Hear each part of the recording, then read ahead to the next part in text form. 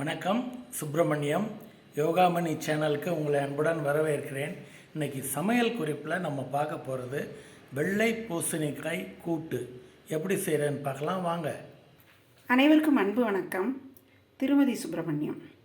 மத்தியானம் லஞ்சுக்கு சைட் டிஷ்ஷாக ஒரு கூட்டு பண்ண போகிறோம். வெள்ளை பூசணிக்காய் அதான் கூட்டு செய்ய போகிறோம். இது தென் தமிழகத்தில் தடியங்கான்னு சொல்லுவோம்.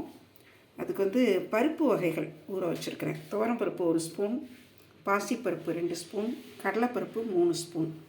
வெள்ளை பூசணிக்காய் மேல் தோலையும் எடுத்துட்டு நல்லா நறுக்கிட்டு உள்ளே இருக்கிற சதைப்பகுதி அந்த விதைப்பகுதியும் எடுத்துகிட்டு சின்ன சின்ன துண்டுகளாக நறுக்கி 1 கப் எடுத்து வச்சுருக்கிறேன்.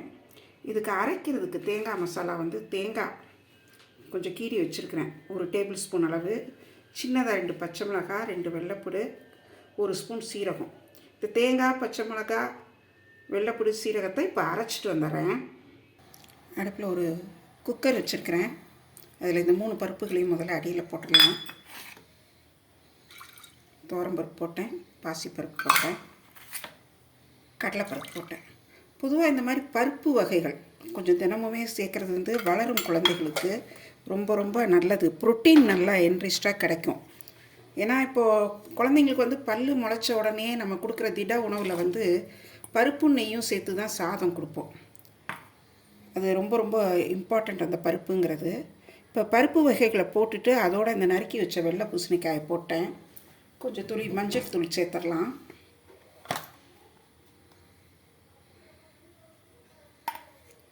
மஞ்சள் தூள், கொஞ்சம் பெருங்காயத்தூள் சேர்த்துடலாம்.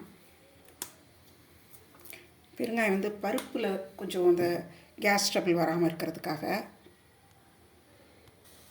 இப்போ அரைச்சி வச்சுருக்கிற அந்த தேங்காய் மசாலாவையும் இதில் ஊற்றிடலாம்.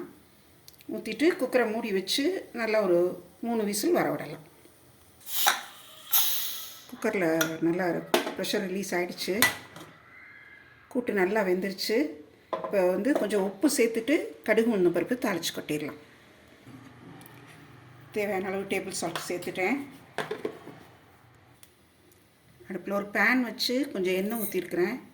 அதில் ஒரு ஸ்பூன் கடுகு உளுந்தம் பருப்பும் கலந்தது போட்டுக்கலாம். கடுகு வெடித்தோடனே கருவேப்பிலை சேர்க்கலாம். கருவேப்பிலை சேர்த்தாச்சு. கூட்டில் சேர்த்துடலாம். அதை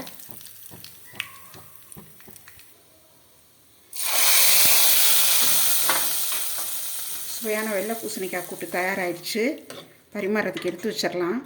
இந்த மாதிரி வெள்ளை பூசணிக்காய், சௌச்சௌ, சொரக்காய், புடலங்காய், இந்த மாதிரி நீர்ச்சத்து உள்ள காய்கள் வாரம் ஒரு தரமாவது கூட்டு வச்சு சேர்த்துக்கலாம்.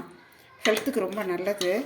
அதுமாதிரி பருப்பு வகைகள் இந்த தேங்காய் சேர்த்த கூட்டு வளரும் குழந்தைகள், பள்ளி செல்லும் குழந்தைகளுக்கு நல்லா நம்ம சாத்தில் போட்டு கலந்து கொடுக்கறதுக்கு, தொட்டு சாப்பிட்றதுக்கு ரொம்ப நல்லாயிருக்கும். சுவையான வெள்ளை பூசணிக்காய் கூட்டு தயாராகிடுச்சு.